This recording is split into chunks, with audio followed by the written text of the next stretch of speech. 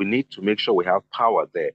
That place is certainly somewhere that can generate its own power if everything is properly done. So I hope that it's a holistic plan to create this hardware and also do other assets like power and other things. Thank goodness, if and when it gets going, there'll be a lot more employment. And the factory, it is one thing. There are always these other businesses that spring up as a result. So from the direct employment to the subsidiary employment, it could be a major boost to the economy, both of that state and of the nation, and also add to our capacity to make something. We can't be reputed for only making noise on the world scene. Let's make a few things and let us get a good reputation for it. So this is a potentially very fruitful partnership. I look forward to us following it up. We don't know the time frame. We don't know the cost and context, but please, let us make sure we sign contracts that are advantageous for Nigeria as well. Let us not have a situation where, like in the past administration, somebody was asked to bring the contracting and loan terms for the trains, and he threw a fit, and we never heard about that story again. Let these conditions benefit both the foreign country and especially Nigeria in an equitable manner. Over time, 5, 10 years, we can become a producer of equipment that can even be used here and exported, especially since we have been dealing with a security problem internally. So, Abi, before there's something as you speak about this story that pops up, and I'd like you to respond to it. Now, dialing to China and knowing that from records, this was a plan that was set up by the Russians. How would the Russians take this, knowing that they were, in the forefront of this, and now you're putting them aside to bring the Chinese into this? And what is this conspiracy about Ajaokuta in itself? If it works, then it seems like Nigeria would be liberated, and nobody wants that. Okay, let's start from the last. That, as you said, it's a conspiracy. If Nigeria wants it to work, it can work. I repeat, anything the leaders of Nigeria want to happen, happens. Take, for instance, the importation and payment for multiple bulletproof chips. That is not something that took more than 15 minutes of them sitting. Back to the other part about whether the Russians, where were the Russians for the past few decades? If they're contractual reasons why they're involved, trust me, Nigerians and Chinese can deconstruct the processes involved in that factory, update and upgrade them, and set them up for future use. So I'm not worried about it having been started by one, the experts in one country and being taken over to by the experts in another country. My issue is let the experts ultimately be Nigerians and of Nigerian descent. That, for me, is the ultimate goal. We use foreign items every day, our telephones, this and that. We aren't complaining. So Ajaokuta, consider it a huge telephone that must be taken over by somebody else. On a lighter note, of course. Joseph, you've got something you want to put in before we pick up your paper? Well, the thing I want to say is that the will of Nigeria to do things is big the challenge. It's not the desire or what we think we should be right to be done. I mean, Ajaokuta's whole concept and even the Ekodek Benin, whatever, the one in Akwa Ibom, where they're still rolling mills, where they're all well-intentioned, but is the carrying through, is still following through with what we plan to do and the will to see them done. And just like Abi have said, if our leaders want things done and they are serious about them, they will do them. But you see, people do things because they are going to benefit, or we're going to travel to China to know what is going on. And yeah, you just go there, jamborees and all that. You spend some time, you get extra code. These are the kind of things our leaders seem to be interested in. And not really that they are following through, but just to be saying that something is happening and then they are benefiting. If we don't have the serious will to execute things, then we can't achieve anything. That's the problem. And knowing also there is one that's moribund in Delta State, the Delta Steel Company, where that was a major employment hub for that state. Okay, let's Let's pick up the next paper, Joseph. This is for you. The Punch newspaper comes in. Ex-minister appeals sanction for kangaroo judgment. And that's a comment, and that's coming from the Punch newspaper. Speak to us about what this is all about for Pauline Tallinn. I draw a parallel between this story and what's going on right now in Kenya, where William Ruto told the country that he would not respect any decision made by a corrupt judge. And it is thrown the whole judiciary into a spin. Now, everybody, the Chief Justice has replied him and told him that he cannot disrespect the judiciary, and judges will do that. So people try to cast aspersion on judges when decisions made by judges do not suit them, when it is not positive for them in their own interest, doesn't promote their interest, then they castigate the judges. I'm not saying that all judges are perfect or judges are very good. We've seen some decisions made in this country that have embarrassed us as lawyers in this country. But you cannot simply just jump to a conclusion without knowing all the facts, and you don't have empirical evidence to support the claim you're making. Like in this case where Tallinn said that the judgment of a court in the governorship case in Adamawa was a kangaroo judgment, because it didn't favor Binani, her favored candidate in the election. So it means that it's a kangaroo judgment. You know what kangaroo judgment means? Is you just sit down over somebody, the other party is not heard, and then the judgment is made. That's what kangaroo court means. But you can't call a court constituted by the Constitution of Nigeria and other relevant laws that empower the chief judge of that court to be a kangaroo court, because the court is properly constituted. It heard both sides of the matter and then came to a decision. So that judgment not being favorable to your side, then you label it, you castigate the judge and the entire judiciary. It was unfair. So what happened was that when the Tallinn made that statement, the NBA decided to file an action against her to discourage people disparaging the judiciary and bringing it to disrepute.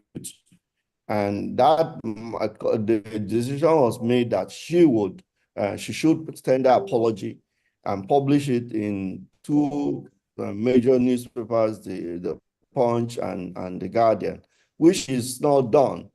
And instead of obeying that judgment, she's appealing to it, which shows lack of humility on my part, a public office holder, who somebody who's been a minister in this country, who should exercise a lot of discretion in what she says, particularly in a political matter. Then it is very sad indeed that she is even appealing that decision of the court. So tender apology, yeah, it's as simple as that, because I don't see what you expect to gain if you go to Court of Appeal, whether the Court of Appeal judges will even be lenient to you. And if you fail at the Court of Appeal from this attitude, you want to go to Supreme Court. And of course, whatever decision is taken there on you is final. So because I don't see any judge or justice of the Supreme Court or any lower court who would tolerate this, even given the circumstances of this matter, who would tolerate such comment from Tallinn. All right, you're still listening to Freshly Pressed on Smooth 98.1. We see your messages coming through. Please keep them coming. The conversation continues on the other side.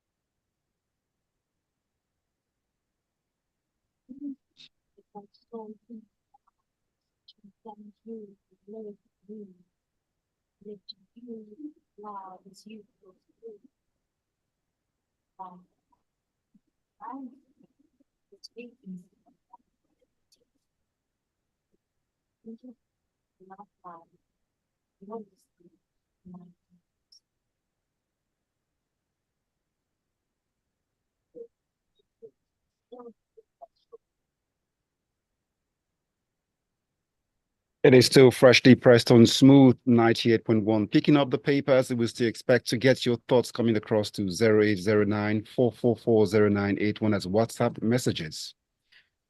All right, let's go on to this headline coming from Punch. Bill to establish 47 new varsities, scales second reading. AB?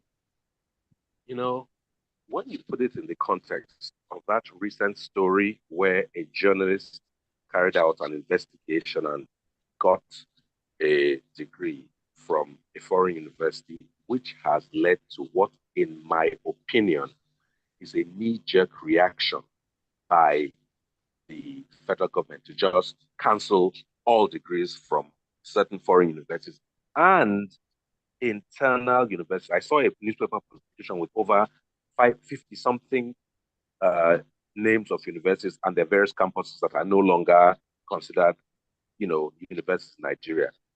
When you put that side by side, also with the fact that there is great difficulty in the land of academia in Nigeria, especially with the recent policies taken by the federal government, you have to ask why the National Assembly is still considering establishing new universities. Mm. Is it not possible? I mean, I saw the goals to have universities for colleges of education, you have agriculture, polytechnics. There are even some parts where you want to have new federal medical centers inside the paper. I approve, it's not up to me to approve, but I can see the need for more medical centers where they don't exist. But when you have an existing 52 federal universities within 36 federal capital, and you have other private universities as well, would it not be better to see how the existing departments and faculties and indeed universities can be funded? I always think of what are called the Ivy League colleges, a place like MIT. It is a state university, Massachusetts Institute of Technology. It's not federal government of United States University. You have Princeton. These are colleges that have reached world class. You have Harvard. So why don't we seek excellence within the context of what we have? The establishment of a new university, brand new bureaucracy, brand new publication of letterheads. We have so much that we're not actually optimizing and maximizing. Sometimes I feel some of these universities are also ego projects of certain people, either in or outside government, who want to say, I brought this to my village. And nothing is wrong with ambition. But before doing that, it's a matter of prioritizing. There must be some universities in your state or your senatorial district. How about you bring funds there as a legislator and make sure that a department or three are world class. If you are going to say the department of fingernail painting, let it be the department that every beautician in the world has to pass through before they can be considered excellent. If it's architecture, if it's law. So I just think this is unnecessary to have brand new universities when the ones we have are not functioning optimally. And that perspective is shared by the what's his name? The president of ASU, Professor Emmanuel, the president of ASU. That come on, establishing universities is not the problem. That can be a proclamation. It's running them, getting the right equipment, the right staff, the right everything. I don't know. I really have a problem with this, and I think it's the wrong way to go. All the money we dedicated, yes, again, to the jeeps that can't drive on Nigerian roads should be put towards the existing universities. And maybe after that, we can talk of establishing some universities, not 50 something. Come on now. All right, let's go on to some of the messages that we have coming through. Dan Okuda says the judgment of even a drunken judge remains valid until set aside by Superior Court. Mrs. Talon should know this fact. Imande says the high-handedness our leaders deal with in this country is appalling. You can't ridicule the justice system and still expect to get justice from the same system. There is a place of humility in leadership. We don't really see that in the Nigerian political scene. A good leader apologizes, and that is not a sign of weakness. And Roosevelt says it's just unfortunate that some folks can castigate the judiciary when it doesn't favor their interest. But the ironic thing is, if she's given the opportunity to run for office, she will run to the same judiciary she's condemning now. The system is not perfect, just like other organs of government.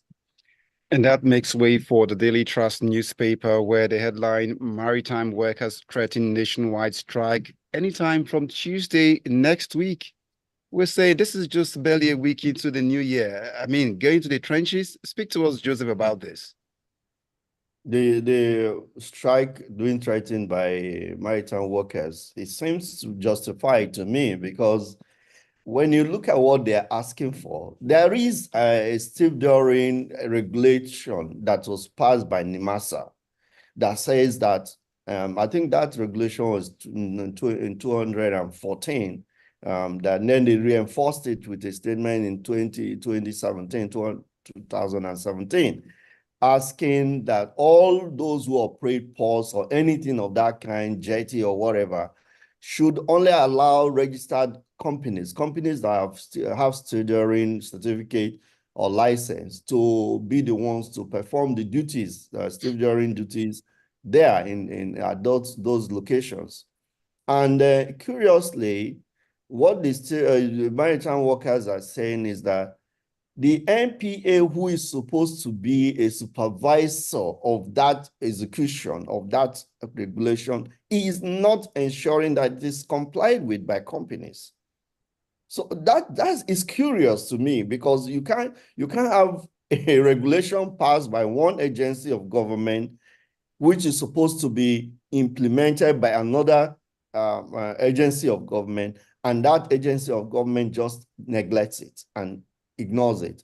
Now, the implication for the unions is that if you get people working there who are not following the regulations by government, then their union status is affected, because they can't get checkout dues from those who are working for those organizations. So there are two things involved. Either those who are providing these tutoring services are not registered according to the regulations by NIMASA, but they are registered by some other regulation which you don't know, or is that they have the companies that are registered, but they don't accept their workers to be members of the union. So either any of these ways, the union is losing money, and what they are fighting for is their relevance. And then if they have given notices, they have been talking to NPA, nobody is listening to them, then I think they are justified in saying they are going to go on strike. I mean, striking is a legitimate way to protest being bad treatment anywhere in the world. Even pilots in the United Kingdoms go on strike. So what I think government agencies should have is the humility to talk to people. Just be humble enough to listen to somebody and then provide a solution. And unfortunately, we're a society where we're not solution driven. We don't try to provide solutions. Yeah, we just do things the way we want. We think but if people have got concern, then see what is the solution. Or is it the ego thing, flexing of muscle between NIMASA and NPA, which I suspect is going on? Okay. Well, let's pick up the next paper now. Okay. Let me just add that for the IOCs to seemingly be allowed to operate without regard to existing legislation, somebody in the NPA should have their job questioned. Next story. Okay, so Zibby. All right, this is still linked to degrees. Federal government saying more countries, including Uganda, Kenya, and Niger Republic, will be sanctioned following the suspension of accreditation and evaluation of degree certificates from Benin Republic and Togo. Yes, very, very quickly. Knee-jerk reaction. Oh, somebody did a job as a responsible journalist, and suddenly we've woken up to the fact that there are degree mills that come out with certificates that have no backing. And this may be the story of today, but there are other larger national stories that have questions about people's certificates whose names shall remain unmentioned right now. So they're about to put this dragnet, they're about to stop people, but never forget that they're legitimate students who spent the legitimate time and went through the proper course of study. I think just suspending them or picking out countries at random does not seem, in my view, an organized way to go about it. Yes, there is that risk. If there are some tests you have to do, set about doing those tests. If you want to do some backward investigation, of course, do that. But I think you are actually running the risk of hurting many more people, perhaps, than the, I would hope, few who did this crime.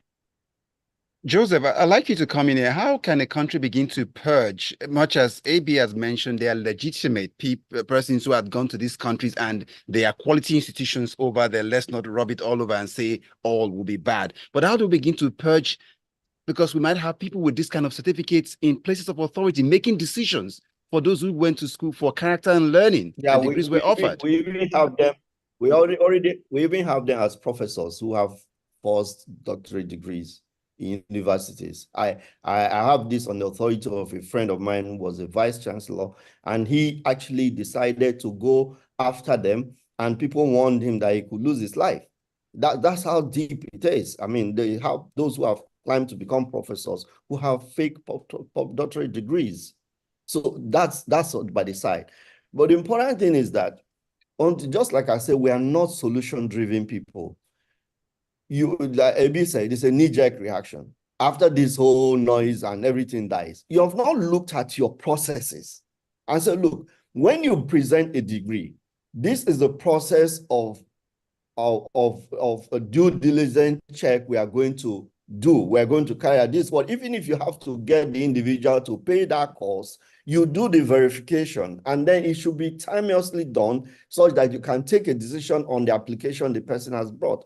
And the NYSC doesn't even have that. That's what it means, because somebody 6 weeks got a degree and came and presented it, and they accepted the person for NYSC. In fact, they couldn't even know that he has done youth service before. His name was the same name of somebody who had served in youth service about 17 years ago or something, or 2007, I don't know. But he done youth service before. Their own system could not even find out that this person has been one of our members and he's coming back again. So that tells you a lot about our institutions. And we need to address those things very seriously. It's not just enough for the minister to say, I know that they are saying they're doing this suspension to carry out investigation, but let's hope that it comes up with a template for due diligence, for verification of certificates and so on, and that they have the will to really carry them through. Then we'll go on to messages as we wrap up Freshly Pressed this morning. We get the message from Idima Puza from Surulere. Our National Assembly debate on establishing 47 new universities is not priority for now. Rather, they should debate on how the established universities be funded and made to produce qualified graduates. Idima Puza from Surulere. Next, we would get Oloniluwa's message, Ajayi Oloniluwa from Magodo Isheri. Instead of establishing new mushroom universities, government should strengthen the existing ones by spreading their campuses across the states of the country. Now, get back, Roosevelt back from Apapa. The creation of new higher educational institutions should not be a big problem if there is quality education created already. Bottom line, let there be quality and qualitative institutions of learning in the country. Yinka would sum up this message for us. All right, this is from Yinka, and he says, we have to stop dragging unconnected issues into the degree matter at the moment. Last I checked, the president didn't finish his degree in 6 weeks. On the Benin degree issue, the federal government is in the right, but I think we need to understand we caused this when we create a situation that makes academics difficult with all sorts of discrimination here and there. Then you make people seek degrees anywhere. Cause of our certificate-centric way of life. All right, that is all the time that we have for Freshly Pressed this morning. Thanks for listening. Thanks for your messages. And of course, special thanks to our analysts for joining us this morning, AB and Joseph. Thank you. Agreed. My pleasure Hit me up always. at AB And have a Bozimo great weekend, on all everybody. platforms. Awesome. Thank you. AB Bozimo on all social media platforms. That's it for Freshly Pressed.